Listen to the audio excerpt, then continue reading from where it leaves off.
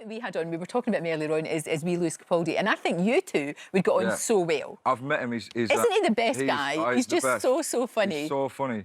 And what I love is like, do you know what? Years ago, I used to see him tweeting me, and he's got this army of like hardcore fans, and they're all tweeting me like, I now understand his humour. Yes. But back then I didn't get it, and certain things he said, I was like, cheeky. Who's this guy and why is he spamming me all the time? And I actually blocked him. So I was like, and then obviously I saw him come up and just, he's just, you know, it's an amazing. Scotland have got a superstar now. I think so. And definitely, that's brilliant. Definitely, he's wicked. But he's. I can hear the influence, and he says he's a fan, and I've seen it. I've seen on his Instagram, people are like, you know, you sound like James Arthur. You know, he could take that as a massive compliment. He takes it in a really nice way, and he's very complimentary. You're still only a baby, but you have been performing since you were tiny. Yep. And writing songs since you were tiny. Yeah, I started when I was 9. Wow. Yeah, so I'm older than 9 now. Yes, you're just 22. But yeah, it's just I've just done it all my life, and I've always kind of gigged around and stuff, and I've been quite lucky that my mum and dad were always like, if you seem to be putting effort into it, you can continue to do it. Exactly, they're very wise, very wise parents. Yeah, I mean, because it's been an amazing time for you. You've been touring with Sam Smith, haven't you? Which is fantastic. And Niall from One Direction. Yeah, One Direction. I mean, that's all right, isn't it? It's lovely, yeah, and they're both lovely men, yeah. But Niall that was a weird one because he just thought there we are, lovely together. Look at that. The best of friends, even if he doesn't agree with me. What does he argue with you about everything? Yeah, exactly. Yeah, as best friends often do. Yeah, that was weird because he just DM'd me on Instagram, and it was just like a really quick message like, I like what you're doing. Do you want to come and play shows with me? And I was like, let's talk cash. And then it was off. No. And then it was okay. What I love, and I think what your fans love, is in interviews. People always love it when singers sing in interviews, and a lot of people don't. But you're like a human jukebox, aren't you? I love the fact you always sing. It's like you seem to sing at the drop of a hat. I got you under my hat. So I just give you a word, and then you could give me a song. Eyes. These eyes, or a Bette Davis eyes. Love. Love hurts. I mean, don't get me started. We're not gonna get out of here tonight. I love it. Just one word and you're off. Heart. Last one. Where does my heart beat now? You're not going to win. I'm not going to win. No, absolutely not. There's no chance of that whatsoever. Now, with a new album coming out, do you still get a little nervous, a little worried about what people are going to think? No worries. None at all? No worries with butterflies. Oh, that's good. And it lifts me up. Lifts me up before the 18th. Because I think as well, people are frightened to show just how much they were struggling. Yeah, well, that's why I think I haven't spoken about it for such a long time, because for 5 years I was really suffering from depression, and I didn't want to talk about it because I was like, one, I felt embarrassed and I felt ashamed, and I thought, two, if I keep talking about this, I'm never going to get away from that, and I didn't want to be known as the fat ugly one from Little Mix. And I thought, if I keep talking about this, how is this ever going to go away, and how am I ever going to feel happy again?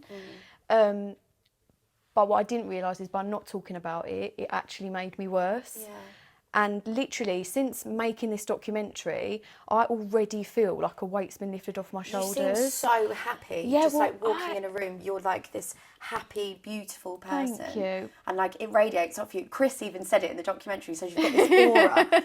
And that's exactly what you have. Thank I you. just can't imagine you. And when I saw you so upset in that documentary, and just to see you now sitting here, it's like a different person. Yeah, it was weird because like for so long I was just pretending to be someone that I wasn't. I felt like, because obviously we've got so many fans, and they'd always write and be like, oh God, you're so confident, and seeing you so confident helps me get through things. And so I felt like I had to put on like this... It's a pressure, Yeah, I felt like I kind of had to put on like a brave face and pretend like I didn't care and like it wasn't affecting me, when really, like, it was awful. But yeah, it was a weird like roller coaster of emotions making this documentary. What do you think? Why now? Why did you decide to do it now? Because weirdly, I was watching a film in bed. I don't know if you've ever seen the film called I Feel Pretty. With... Oh yeah, love it. Yeah, yeah. So there's a bit in the film where she is talking to that model, and she's like, God, I'd just love to know what it feels like to wake up every day and feel pretty. And it really resonated with me, because that's how I used to feel with the girls. I'd just look at them when they're getting their makeup done. I just used to think, I just want to know what it feels like to be you. I just didn't know what it felt like to be happy.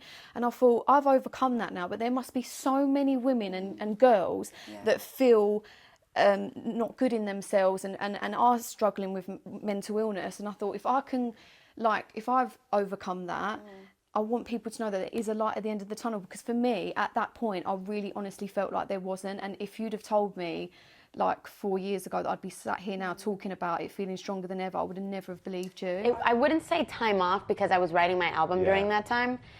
So that comes with its own kind of roller coaster of emotions. But I definitely feel like I got the chance to be a normal person. Like from my first album to now, it's actually probably what influenced my entire album, and it being called Romance, and it, you know, being about falling in love. I literally did not have time to fall in love before the age of 20. Because you were just working all the time. Because I was just working all the time. Well, I wanted to read out this little quote about the album. Yeah, So you've said, a museum of loves and the stories they've left behind. Yeah. So you're getting very personal with us this time. Yeah.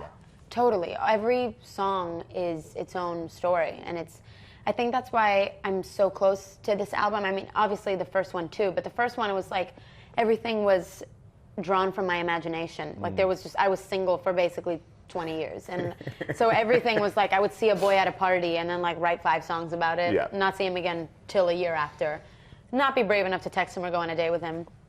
But I think it was just inspired by, like, I was in my first serious relationship at the beginning of this album, and you know, that's what inspired like romance and it being about falling in love. And so all of the stories are just my life and just what has happened the past 2 years. And a little bit of heartbreak too, because your new song out, just released on Friday actually, Cry For Me, is about this thing that we have when you sort of think that you're over someone. Totally, right? totally. And then they move on. And then you're like, whoa.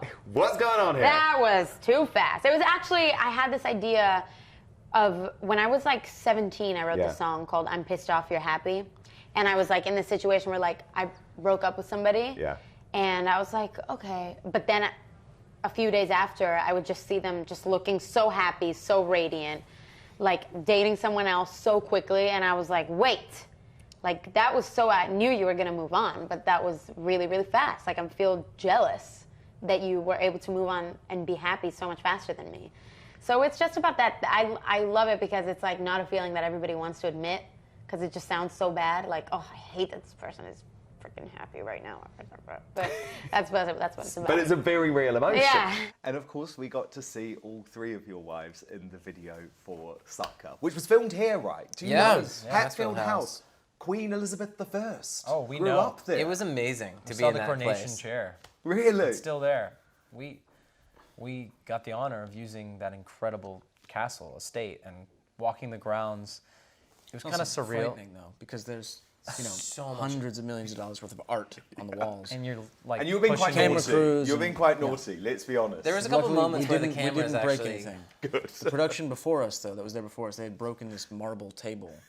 And it was looking like it was going to be a bit of a hefty insurance policy for them to have to pay back. But for us, we had a great time shooting there. On the way over here, we had just watched The Favourite, so it was kind of natural that we shot that. And then, of course, having our lovely leading ladies in the video was just kind of a dream scenario. I think it was important for us to step into this next chapter with family at the forefront. You know, us and our new family, which is growing every single day, and it's a beautiful thing. Well, it's a new era, isn't it? Because all 3 of you now married.